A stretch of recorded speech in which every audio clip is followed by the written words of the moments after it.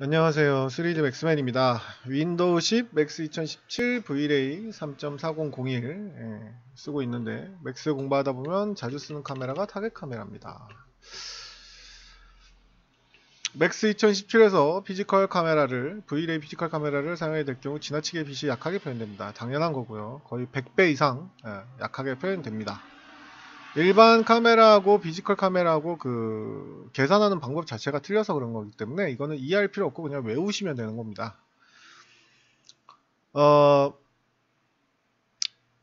덕분에 값을 한번 많이 조절해 줘야 돼서 손이 많이 가게 된 손이 왜 많이 가나요? 그냥 400, 500, 1, 2 이렇게 고치던 걸 400, 500 이렇게 하면 되는데 손이 많이 갈 거가 없습니다. 그냥 100배, 뭐 150배 이 정도 준다고 생각하면 됩니다. 본격적인 질문인데요. V-Ray 피지컬 카메라 현재 타겟 카메라나 통합된 피지컬 카메라에 비해 가지고 있는 강점이 궁금합니다. 세 개의 카메라의 장단점 구분 부탁드립니다. 사실은 이게 우리 유저를 가지고 농락 일부러 그러진 않았지만 결과론적으로 봤을 때 농락이 된 거죠. V-Ray가 플러그인 따위가 아무리 자기네가 빅히트를 쳤다고 해도 플러그인이잖아요.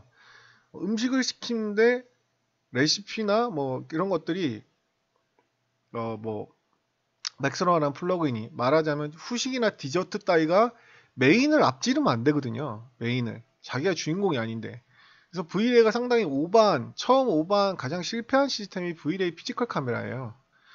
어, 독자 노선을 걷겠다고 한 거죠. 그때 당시만 해도 맥스가 지금은 멘탈레이라는 렌더러를 살짝 포기하는 느낌이 있어요. 맥스 2017에서는 이제 멘탈레이는 약간 이렇게 손을 놓는 느낌이 있고 이제 아놀드 렌더러로 새로 시작하려고 하는 뭐 라이센스 싸움이 있었겠죠. 멘탈레이가 맥스 회사 거가 아니기 때문에 그래서 뭐 싸움에서 별로 멘탈레이가 그렇게 흥행도 못하는 데다가 깝죽거렸나 보죠. 하여튼 뭐 이유는 잘 모르겠고 멘탈레가 이제 서서히 버림을 받고 있는 중인데 V-Ray가 나올 10년 전만 해도 멘탈레이가 꼬장꼬장 할 때였어요. 아주 쟁쟁할 때였는데 V-Ray가 멘탈레이를 잡아먹어야지만 자기가 이길 수 있잖아요. 왜냐하면 멘탈레이는 맥스만 사도 포함된 공짜 렌더러인데 V-Ray보다 훨씬 강력하고 저변 확대도 많이 돼 있고 물론 멘탈레이 자체가 강력한 거지 맥스로 강제로 이식된 멘탈레이가 V-Ray보다 강력하다 어쩌다까지는 얘가 얘기를 못하겠지만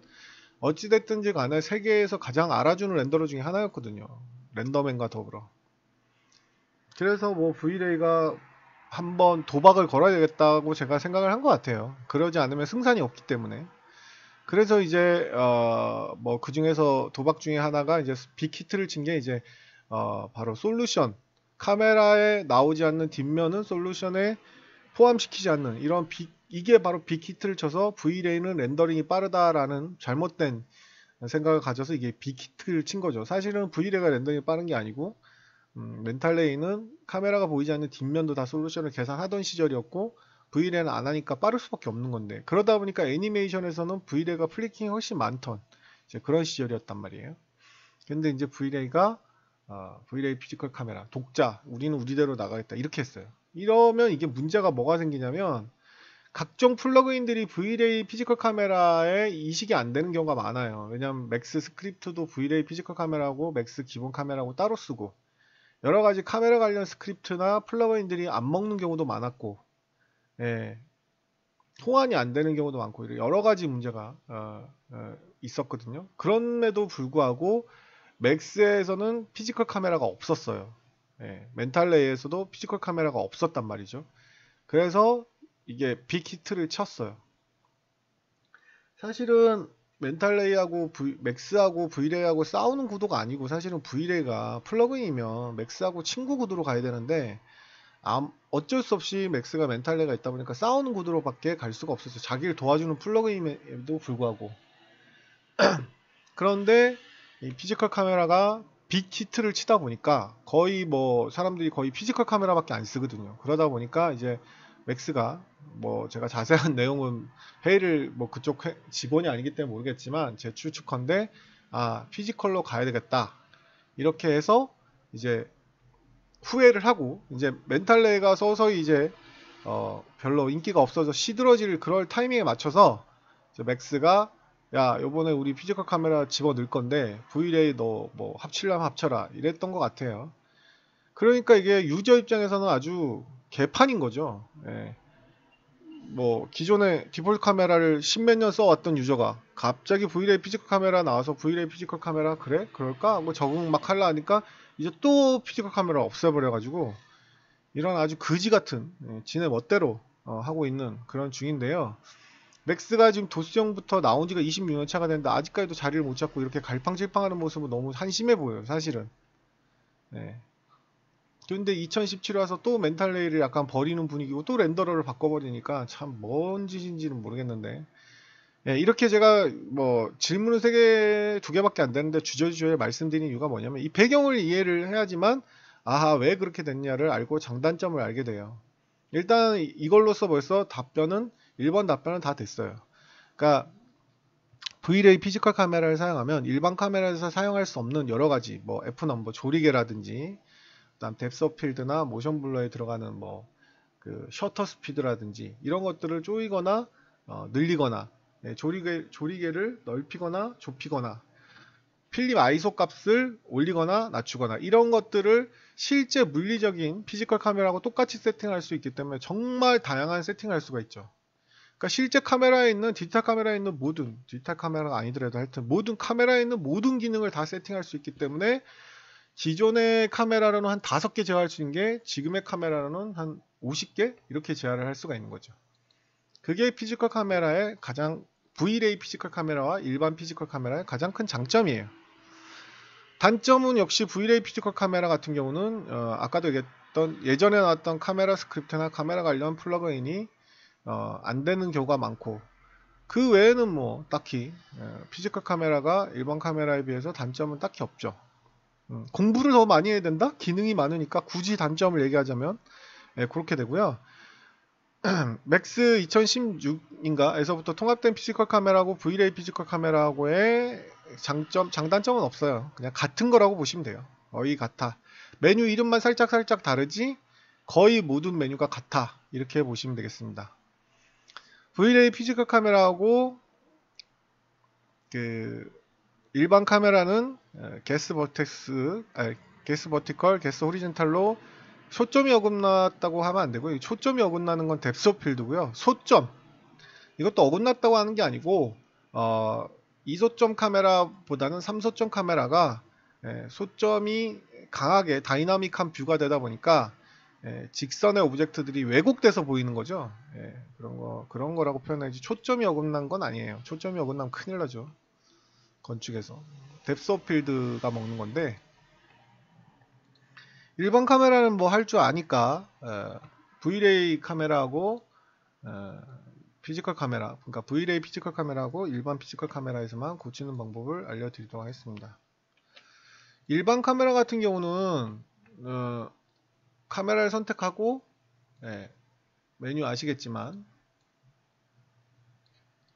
오른쪽 마우스 누르시고 Apply Camera Correction Modifier 이걸 누르시면 직선처럼 만드실 수가 있고요.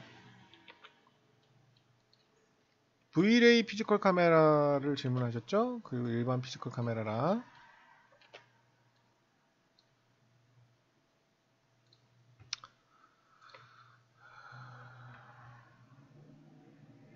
자, 예를 들어서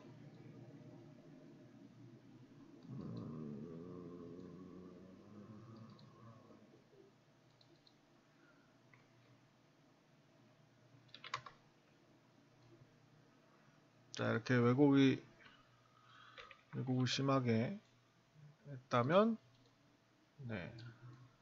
별로 의외로 이렇게 삐뚤삐뚤 이렇게 삐뚤어졌죠? 그래서 V-Ray 피지컬 카메라 같은 경우는 게스 버티컬, 게스 틸트 이걸로 게스 버티컬만 누르면 되고요.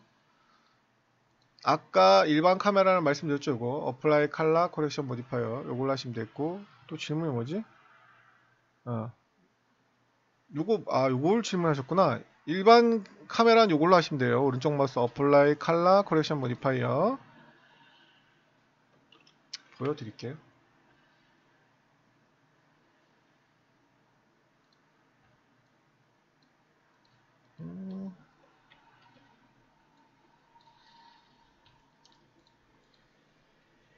왜냐면 또 얘기하는 거하고 또 할 줄 아는 거하고는 또 좀 다르니까.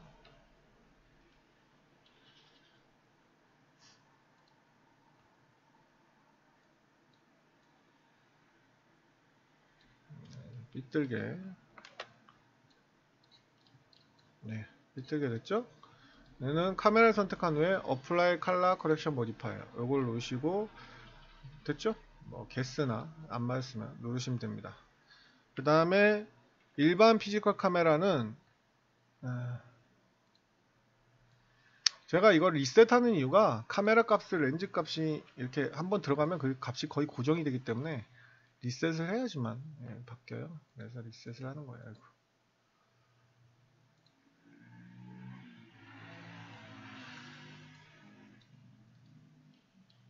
장단점은 딱 봐도 아는데 피지컬 카메라는 아까도 말씀드렸듯이 아이소 값도 조정할 수 있고 뎁스 오브 필드 심지어 보케까지 조정할 수 있잖아요.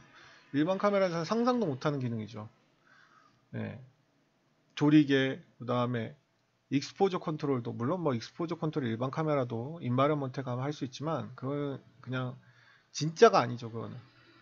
그래서 여기 보시면 셔터 스피드나 익스포저 컨트롤 직접 할 수 있고 실제 물리적인 색 온도라든지 그런 빛의 강한 밝기뿐만 아니고 색 온도까지 줄 수 있고 여기서 또 렌즈를 찌그러뜨릴 수 있어요. 매핑으로 찌그러뜨릴 수도 있고 여러 가지. 그 다음에 클리핑 플레이는 뭐 일반 카메라도 있으니까 자르는 거고 인바이러먼트 렌즈도 뭐 일반 카메라에 있죠. 그래서 얘는 여기 있습니다. 여기 퍼스펙티브 컨트롤에 오토 버티컬 틸트 커렉션을 체크하면 직선으로 되는 걸 알 수 있습니다. 그리고 밝게 하는 거는 당연한 거예요. 그거는 불편하다고 생각할 필요가 없어요. 손이 많이 갈 일도 없어요. 곱하기 150 정도 하신다고 생각하면 되니까. 우측 하단에 저희 카페 주소 보이시죠? 오시면 제가 만든 동영상 가장 많으니까 오셔서 열심히 공부하시기 바랍니다. 지금 혼란은 많이 오지만 그래서 저도 아직까지는 V-Ray 피지컬 카메라를 쓰지만 서서 이제 다시 이걸로 갈아타야죠. 근데 V-Ray 피지컬 카메라하고 인터페이스하고 메뉴 이름이 다 달라서 좀 짜증은 나는데 결론은 한 95% 이상은 똑같은 메뉴예요. 그래서 공부는 뭐 따로 딱히 할 거 없어요. 복해가 좀 마음에 들긴 해요. 지금 이건 뭐 물론 V-Ray 프로퍼티스긴 하지만 하여튼 여기까지 하겠습니다.